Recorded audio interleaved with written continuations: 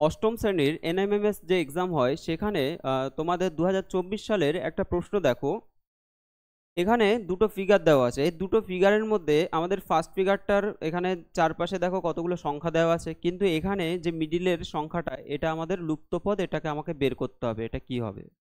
তো এখানে দেখো এই যে 729 যদি আমরা বলি, 729-এর যদি তুমি রুট করো তাহলে কত হয়ে যাবে, 27 হয়ে যাবে। 784 যদি রুট করো তাহলে হয়ে যাবে 28, আর 841-এর যদি রুট করো তাহলে হয়ে যাবে 29। তাহলে আমরা এখানে 27 পেলাম, 28 পেলাম, 29 পেলাম।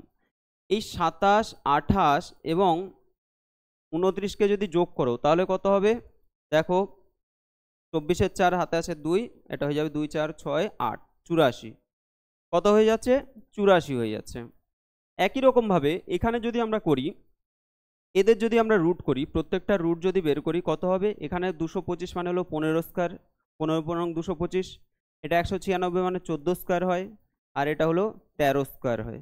তাহলে 13, 14 আর হলো 15, তুমি যোগ করে দাও, 13, 14 আর হলো 15 কত হবে, 5 4 9, 10 11 12 2 হাতে আছে 1, হয়ে যাবে 4, 42।